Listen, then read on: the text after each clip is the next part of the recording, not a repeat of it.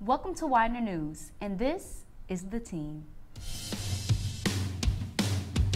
This is a show you don't want to miss. Thanks, Joanne. It's Google time.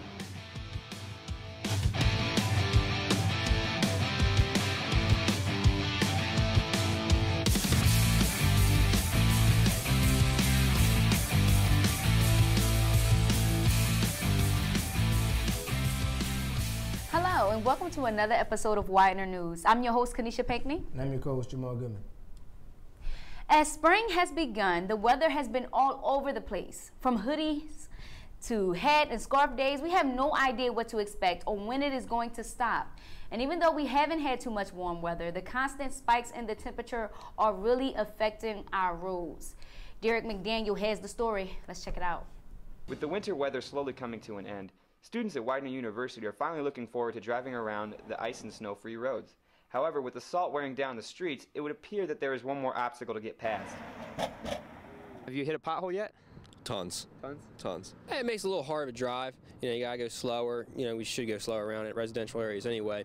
But, you gotta watch where you go. Sometimes you gotta swerve in and out of your lane, and you gotta make other people slow down and everything. So I have to look like a little drunk driver, driving around, trying to avoid all the potholes all the time. It's not just the potholes that are frustrating the students, it's the lack of attention they feel they are receiving from the university. If they don't fix them soon, I'm pretty sure something will happen, but hopefully they change them.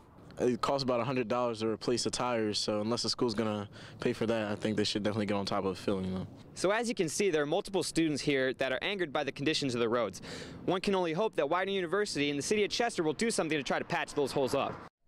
Well, what I think we need to do is bring back some of the older clothing, like the jumpers perhaps. You got a warm down bottom, cool up top, or the knickerbockers. Those are the long half pants. Well, that's good for weather, but I mean, what about those potholes? I mean, it's horrible. I guess, is that a reason why, Well, it's not safe to drive out here in these streets? What? My grandma said that's what the drug dealers used to hide their drugs, so. We're not talking about that, right? No, we're not. Okay, so potholes are definitely not fun. But do you know what is fun, Jamal? Hearing about our Widener pride. Let's take it over to Matt Nissenfield with sports.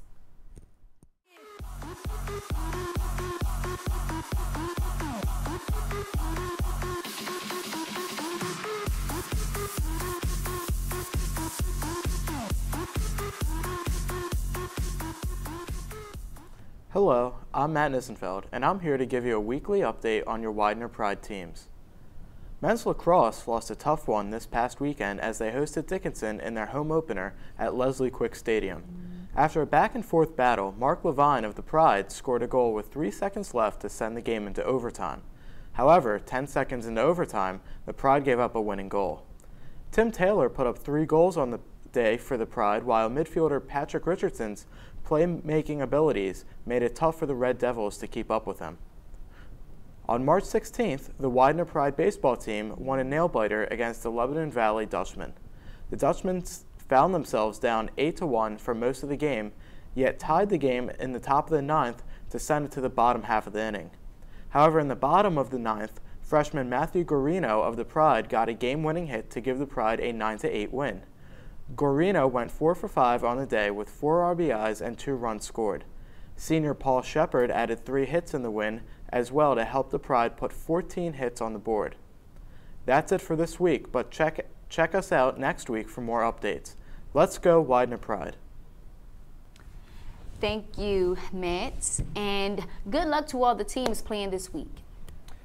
Widener is preparing a huge event happening Saturday, March 29th. Another reminder that Groove Boston is hosting a rave here at Widener in the Field House at the Wellness Center. Admission is $5 or $10 if you bring a friend who is not a Widener student. Both must have their school IDs. Join the fun and attend so that we can prove Widener can host a fun dance. The show is said to be absolutely amazing, and this is a once-a-year opportunity. You wouldn't want to miss this. Go online to grooveboston.com and use the promo code PACKWIDENER to buy tickets. Well, you know I'll be there. And there are definitely a lot of events happening at Widener University. But what about around the world? Every year, the mobile industry puts together a large event called the Mobile World Congress that is held in Barcelona, Spain. The event highlights some of the best gadgets and mobile devices coming out that year. This year, there was major announcements in smartphones and in virtual reality headsets. Most notably, Samsung displayed their new Galaxy S6 and Galaxy S6 Edge. The Galaxy S6 featured a complete aluminum chassis with an updated processor, a glass front, back, and new added hardware. The S6 Edge is identical to the S6, except it features two edges, making it completely curved display. Meanwhile, virtual reality headsets made a huge appearance this year at Mobile World Congress. Samsung, HTC, Oculus, and Valve all demoed their own virtual reality headsets. The goal of virtual reality is to immerse players in an environment where they have a 360-degree view of the world and can fully interact with it. While virtual reality headsets continue to grow in popularity, there is still a lot of work to be done. Nausea is one of the many side effects of people who are experiencing after tying these headsets. There were also a variety of gadgets, smartwatches, and even robots featured at Mobile World Congress. This was definitely an event I wish I could have attended, especially since it was in Spain. Me too. It's awesome to see all of these inventions people work hard to create. It's truly a piece of art. Though we all can't head over to Spain, Widener University has art of its own. The art gallery of Widener University is on display from now until May 16th. The theme for this year is Giving Voice, Women, Artists, Inspiration. If interested, participants may join the meet and greet artists on Saturday, March the 28th from 1 to 3 p.m. The gallery talk session will also take place on Friday, April 10th at 6:30. It's something you won't want to miss. Art is a great way to express yourself, and it's something that many students participate in. Daniel Cordona asked students at Widener University how they feel at performing arts would affect student life.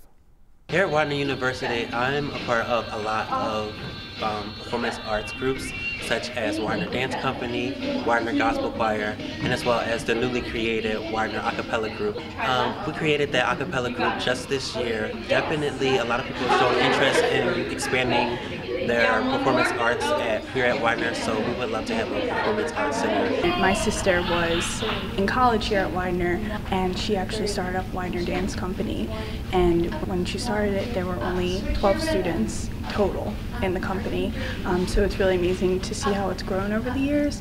It's now up to over 100 active members. I've been a member of Widener Dance Company, Fresh Baked, and Lone Break Theater Company since my first semester of my freshman year.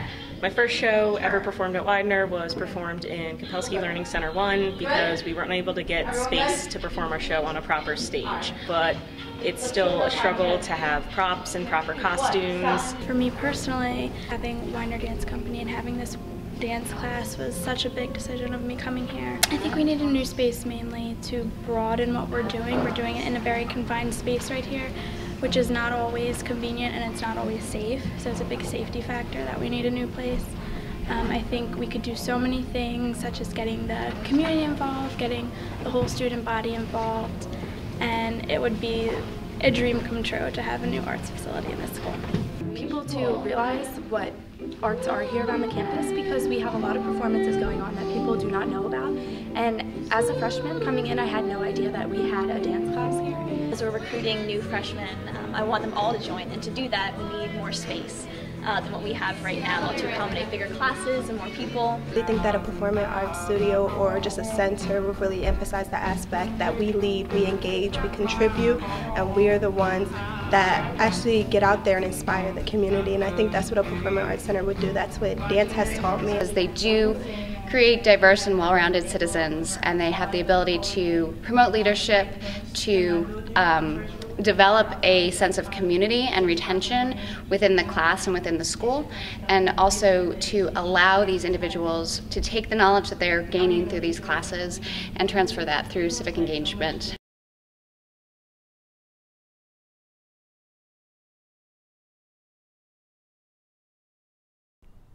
I think the building is a great idea. Another area hoping to continue to benefit Widener's campus is Woo Brew.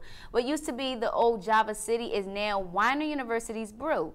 Each purchase of Widener Brew helps support the research done by Widener University students who collaborate with farmers in Costa Rica. Las Lajas is where the beans are organically harvested and then used for Widener Brew's coffee.